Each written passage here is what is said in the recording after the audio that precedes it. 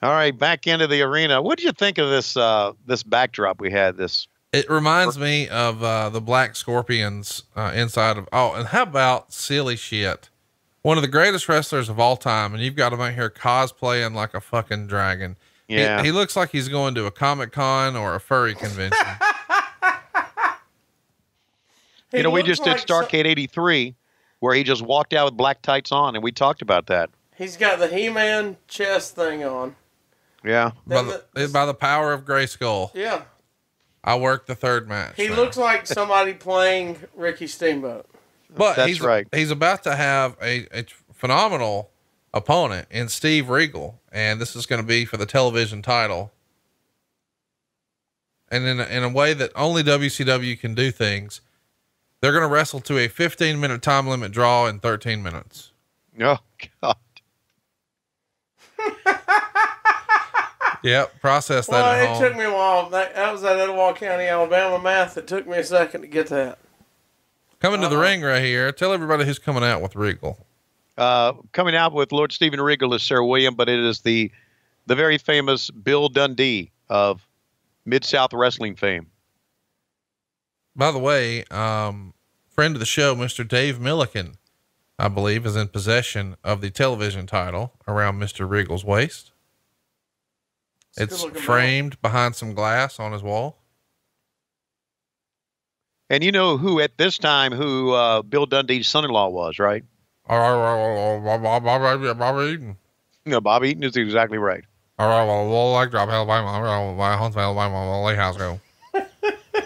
As Regal used to say, Robert, I can't understand a word you're saying. Not a word. Hot tag. Hot tag.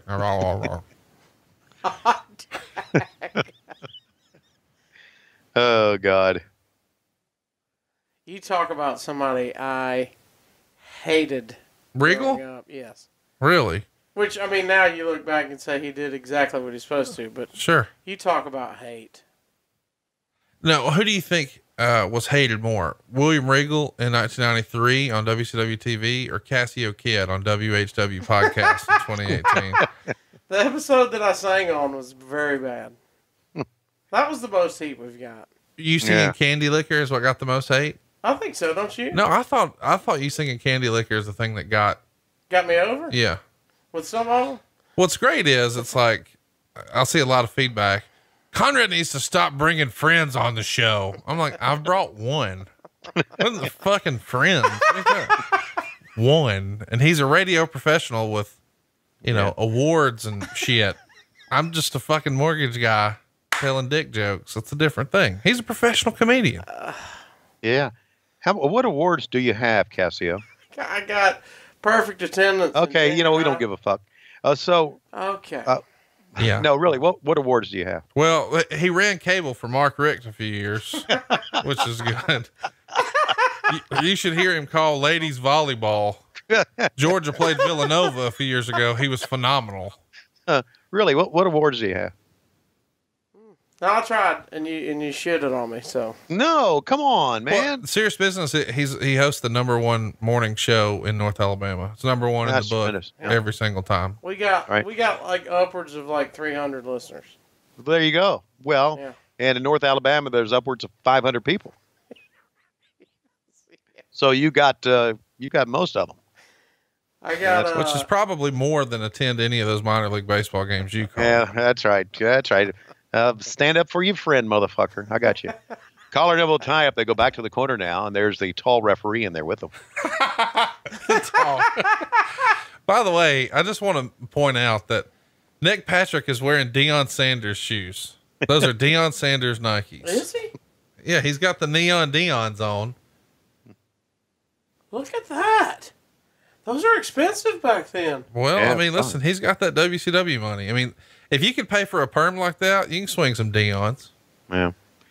Is it me or is that Starrcade sign against the other side of the hard camera kind of hard to read? No, it is. Everything you guys did production-wise was a piece of shit. You spent it on the intro. Yeah. Yeah, that video package. Oh, that's awful to read. That's awful. Yeah. By the way, I have a ticket to this show. I didn't go to the show, but I sought out a ticket just so I could have it because this is, without question, one of my favorite Flair matches of all time. Right. So you had a ticket and did not go. No, I wasn't watching wrestling in 93. Okay. Oh, But you when bought a ticket later. When I got back into wrestling, in 1996, I started tape trading in 97, and people talked about this match like it was something else. So I found a official video release, the Turner Home Entertainment, and wore it out. Love this show. And once I got into collecting things, I don't know, 8 years ago, whatever it was, I managed to snag a Starrcade ticket, which I was really surprised at how affordable tickets were, because this was not a huge, ticket for you guys. I mean, that didn't really even exist in that era. Sure. Like, nowadays, Ticketmaster is going to try to rip you off and charge something for platinum seating or whatever. But back then you could get a front row for, $25, $40, whatever. Tony, did you have a guest list back then? You know what's funny about this is that at this show and at the end of the show, you're going to see, the future Mrs. Thompson backstage. Yep. Warming it up for me. Yeah. That's why I had to buy a ticket. I had to get a ticket. Yeah. Was this her first pay-per-view? You had to get a ticket. This is my wife's pay-per-view debut right here. Yes, it is. She debuted on TV as a Ute in a striped t-shirt. But this was her first pay-per-view. And pigtails. But yeah, as an adult, cause I think she's like, she's an adult here. I'll say that. Okay. You can't really add you don't want to really tell her her age, or you can't do the math. Oh, I can do the math a lot faster than you could figure out how old you were here. I'll tell you that.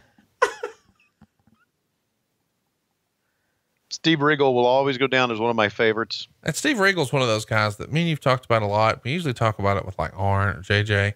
He's looked the same age forever. Yes. Yes. Like Steve Regal has looked like he was 35 or 40 for 25 years. And he looks the same really now. Yeah. And how about this? If Ricky Steamboat dyed his hair black, he looks basically the same as well. Right. He's in the equivalent shape right there. I mean, things may be a little looser here or there, but by and large, it's the same dude. He's just got gray hair. Steamboat's somebody, and I think we've talked about this before, but I had him on my radio show in Atlanta, interviewed him, and I asked him the question, why he never turned heel. Most every wrestler seems to have had a run as a heel and a baby face, but he never did turn heel. And he didn't really have a good answer for that. He was always a baby face. So whenever proposed and he turned it down, it just never even got brought up, or what? Never even got brought up. So that's kind of odd. When the ratings book come out for your radio show, where does it stack up in Atlanta? Okay. Well, I work on our station is the #1 sports talk show, sports talk station in Atlanta. I don't know what my ratings were because it's a night show. I don't think they even do a book for night shows. Oh yeah. I mean, that's basically like ECW in 95. It's irrelevant. Yeah. Less than 300 people listen to that. Right. They all listen to it in the bingo hall. They do listen to it in the bingo hall. And if somebody accidentally turns on that station, the other people in the car chant, "You fucked up. You fucked up. You fucked up." Oh, God. Cassie, that's the new thing we're doing on the show here. We're trying to get chants over. Yeah. Oh, okay. So like, last week we had a chant for Lois. You want to tell him what the chant for Lois is? Yeah. Clean up the dog hair. So what would your chant for, Big Booty Judy be? Make room for anal. Oh, gosh. Well, you showed me the selfie with the turd, dude. I saw a selfie with a turd. And you said Judy sent this to. Wait, what was the me picture? your turd? Was the picture a selfie? Yes or no? It was not. It was a selfie. That's what I thought. It was not a selfie. Of her. I wasn't looking at her. I was looking at who sent it and the turd in the background, and it said It was a female with a turd in the background. I would give you that. What are you doing? The turd in the background. turd in the background. It was a big turd in the background. Seriously. It was like a baby's arm holding an apple. Yeah. You could put sunglasses on it. It was so Yeah. big. A lot of times in wrestling, we had a lot of big turds in the background too. It's a cover. 1, 2. Got a 2 count. The biggest turd in the background is that Starrcade banner right there. That's right. That's one of them right there.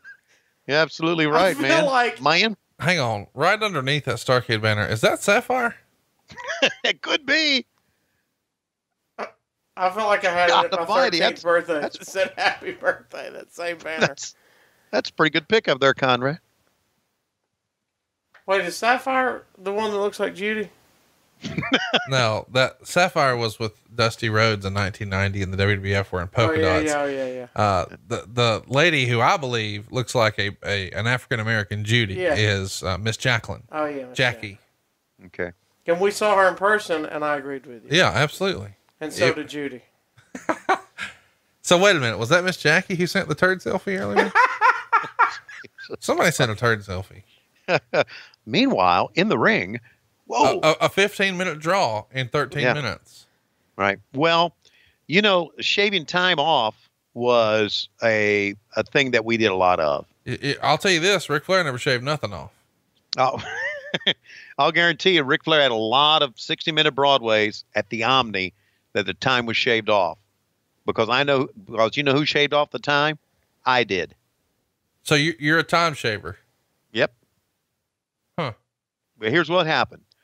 We would work the Omni on a Sunday night, and the last flight out from Atlanta to Charlotte was an Eastern Airlines flight at 11:15 p.m. And Charlie McGowan used to walk out. He was the bell ringer, and I was the ring announcer. And you would say, Flair's going Broadway tonight. I go, fuck, we got a flight to make.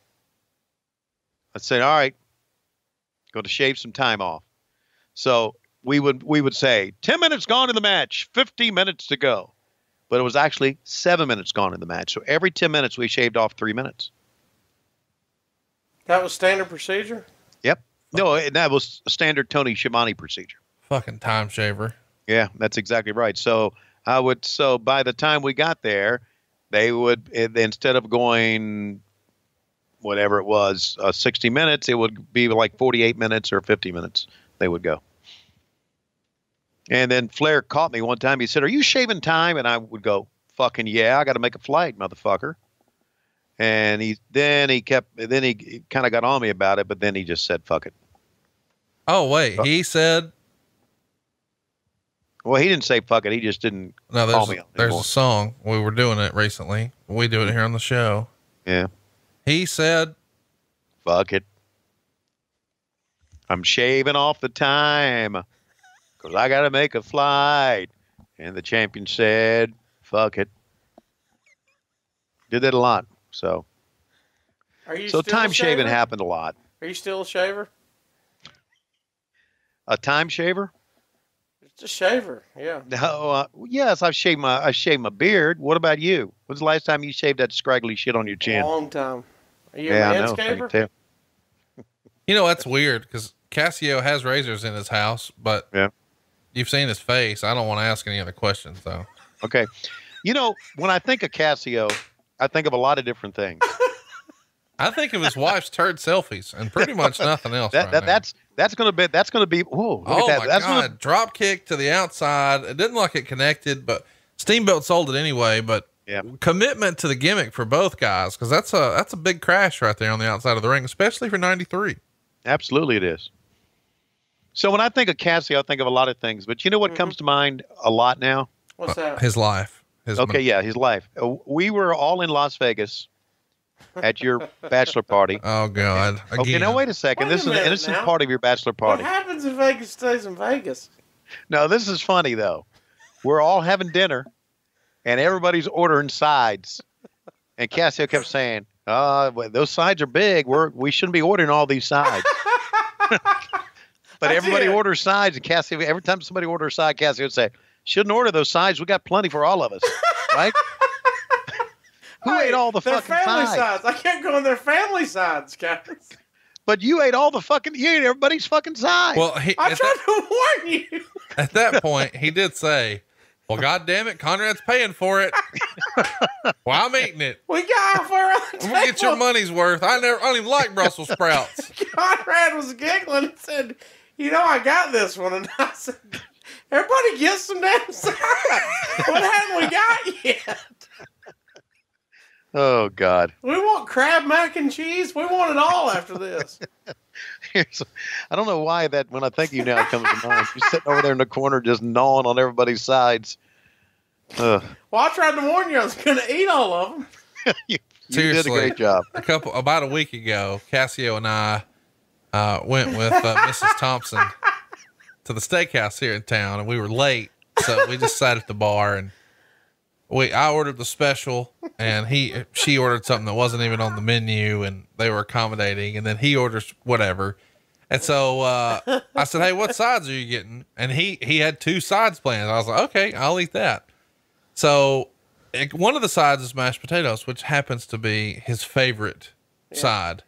And so I eventually pushed my steak away, and I said, "I'm done." And he said, "Are you really done?" And I said, "Yeah." He said, "You're done eating?" And I said, "Yeah." And he fucking scraped the bottom out of that family side of mashed potatoes. I had perfectly ate half of the bowl and left in the other half.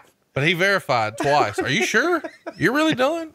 It was all 1 scoop, the rest of the bowl. There's your time limit draw. Thank God. Your 15-minute time limit in 13 minutes. It was a good match. Meltzer didn't love it, though. He only gave it a 1 3/4. It was a lot of action. There was a lot of action. You know, the double arm DDT is going to be the finish in the next match, but the double underhook suplex was the most impressive here. Something about double arms here in 1993.